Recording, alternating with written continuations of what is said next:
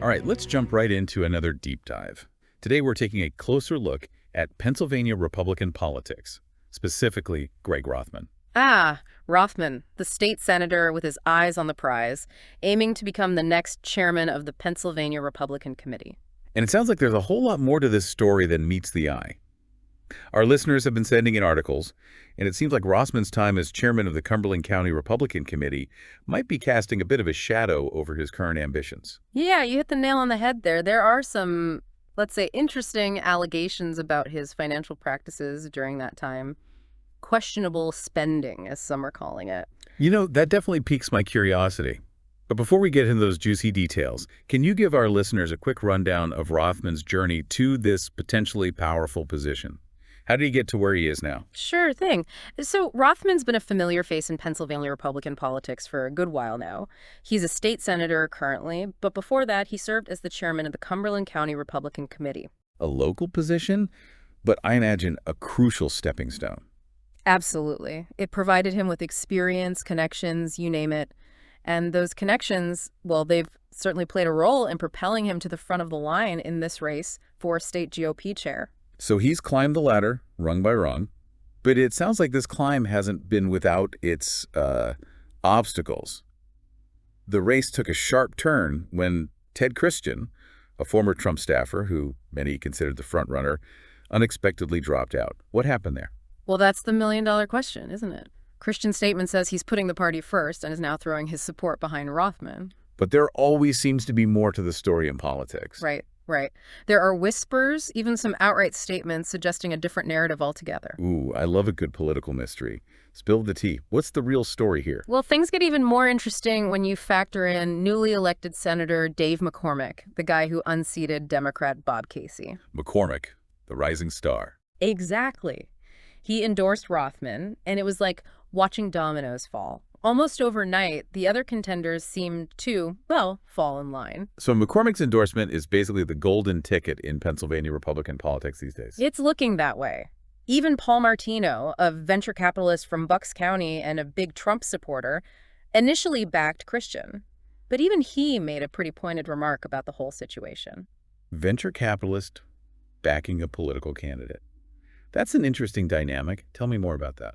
It happens more than you might think. Venture capitalists, they have the deep pockets, the connections to those powerful networks, and they often end up playing a key role in financing campaigns. It's like an investment for them, hoping to influence policy decisions that could benefit their business interests down the line. Makes sense, in a way. Right. So we've got Martino backing Christian. McCormick throws his weight behind Rothman, and boom, everyone shifts gears. It sounds like McCormick's influence within the state party is growing, even though he's relatively new to the Senate scene. And Martino seems to agree with that assessment, right? Oh, absolutely. In his statement about Christian's withdrawal, he said, and I quote, "It is clear who runs the GOP in PA now, and that's Dave McCormick." Wow, that's pretty direct. It sounds like we're witnessing a power shift in action, and Rothman seems to be riding that wave. But we can't ignore the elephant in the room, can we? Those questionable spending allegations from his time as Cumberland County GOP chair. That's gotta raise some eyebrows. Absolutely. Those allegations are definitely swirling around him, and they have the potential to derail his bid for state leadership. Right, because it begs the question, are these just a few isolated incidents, or are we looking at a pattern of behavior here? And if it's a pattern, what does that say about his potential leadership at the state level? You're hitting on the key questions here, and to get to the bottom of it, we need to dig deeper into those allegations, see what they might reveal about Rothman's leadership style. All right, let's do it. Let's unpack those allegations and see what we can find. What exactly are we talking about here? Give me the specifics.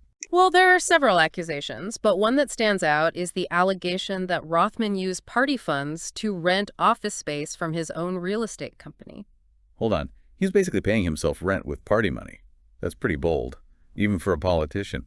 What else is on the list? There are also reports about reimbursements for meals and travel expenses that were, shall we say, lacking in proper documentation. Missing receipts, a lack of transparency about how party funds were being used. Not exactly inspiring confidence, is it? And then there are these campaign contributions that seem to have benefited Rothman personally. It's all raising questions about potential conflicts of interest. Yeah, that's starting to sound less like a few isolated incidents and more like a pattern of, well, let's just say creative financial management, and that definitely raises some red flags. It does, and it's something we need to explore further. Are these allegations credible? Do they represent a recurring pattern? And most importantly, what could they mean for his leadership at the state level? Because if Rothman was willing to play fast and loose with finances at the county level, what might that mean for the state GOP's resources if he takes the helm? That's a question worth considering. Without a doubt. And to answer that question, we need to take a closer look at those allegations and see what they reveal about Rothman's approach to leadership. Okay, so let's take a closer look at those allegations against Rothman. We were talking about that one with the office space, the one where he was renting from himself, using party funds, no less. Yeah, that one definitely caught my attention. It seems like a pretty clear conflict of interest, wouldn't you say? It raises all sorts of red flags, that's for sure. And it makes you wonder, was this just a one-time thing, or is there a bigger picture here? That's what we need to figure out, right? Is it an isolated incident or part of a pattern? Exactly. And when you start looking at the other accusations, a pattern does seem to emerge. Those reimbursements without proper documentation, those campaign contributions that somehow ended up benefiting him personally, it kind of paints a picture, doesn't it? It does. It makes you think about how he handles money, whether he can separate, his own interests from the party's. Right. And it's important to remember, we're not just talking about a small town operation here. We're talking about the potential leadership of the entire Pennsylvania Republican Party. That's a huge difference. The stakes are much higher. Absolutely. If similar allegations were to come out while he's leading the state party, the fallout could be massive. Not just for him, but for the whole party. Donors might get spooked. Voters could lose trust. It could really hurt their ability to campaign effectively and govern. Exactly. And that's why these allegations can't just be swept under the rug. They raise legitimate concerns about his judgment, his integrity. Although some people are saying we should just focus on his record, his achievements in Cumberland County. They're saying this is all just political mudslinging. There's always that element in politics, for sure. And it's true that Rothman does have a track record of winning elections. He knows how to run a campaign. So you're saying there's some truth to that argument? There is, but I think it's a bit too easy to just dismiss all of this as just mudslinging. These are serious accusations, and they deserve to be taken seriously. It's not just about what he's done. It's about what it might mean for the future. Exactly. That's the key question. Were these past actions isolated incidents, or are they indicative of a deeper flaw in his approach to leadership? And that's something that voters, party members, they all need to think about as they decide whether or not to support him. Absolutely. They need to weigh the potential risks against his successes. It's a tough call. It is. But here's the thing.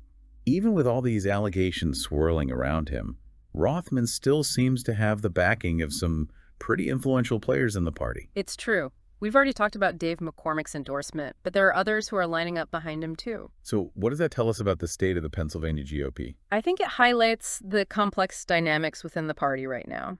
You've got some who believe that, despite everything, Rothman is the best person to lead them forward. They're looking at his experience, his connections, the fact that he wins. Right.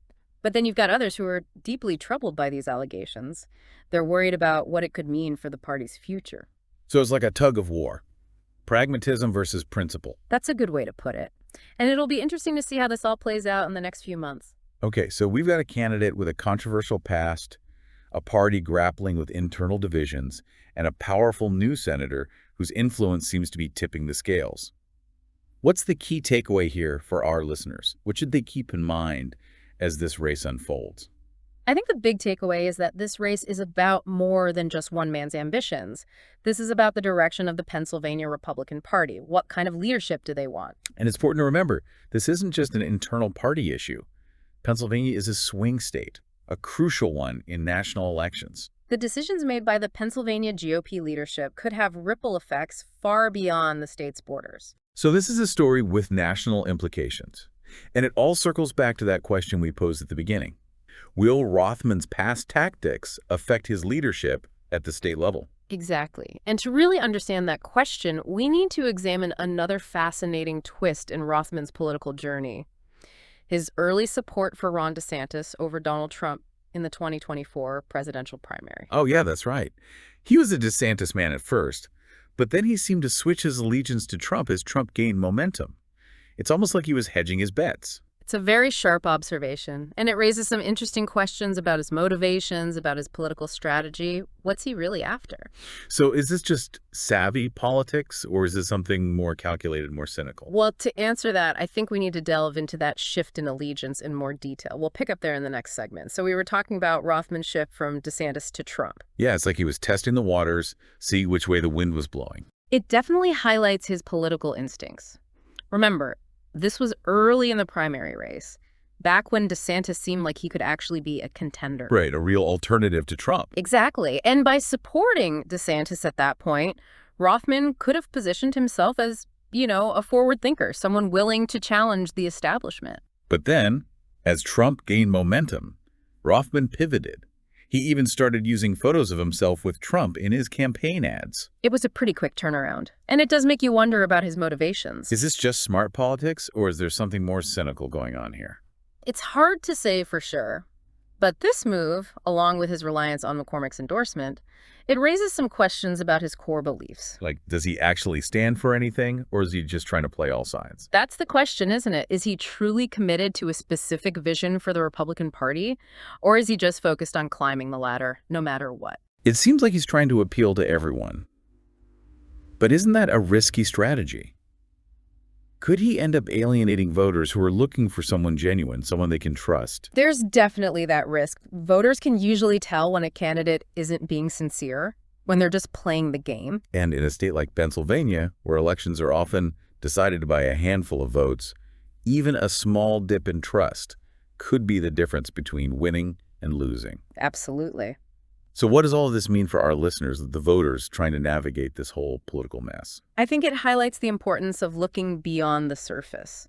Don't just focus on the endorsements, the slogans, the carefully crafted image. Do your homework. Right. Dig deeper, look at their records, their past actions, see if their words actually match up with their deeds. And think critically about the potential consequences of their leadership, not just for the party, but for the state as a whole. Because this race for Pennsylvania GOP chair, it's not just some political game. It has real-world consequences for everyone. It affects people's lives. The decisions made by party leadership can have a huge impact on education, healthcare, the economy, the environment, you name it. It's all connected. It is. And it reminds us that politics isn't just about winning or losing. It's about people. And it's about choosing leaders who will actually represent them, who will fight for what matters. Couldn't have said it better myself. So, as we wrap up this deep dive into Greg Rothman's rise in Pennsylvania Republican politics, I think we've given our listeners a lot to think about. We've explored his past actions, his shifting allegiances, and the outsized influence of figures like Dave McCormick. It's a complicated story with a lot of moving parts. And at the end of the day, it's up to the voters, the party members, to decide what kind of future they want for the Pennsylvania Republican Party. And that's what democracy is all about. The power rests with the people. Thank you for joining us on this deep dive. We'll be back next time with another in-depth look at the issues that matter most.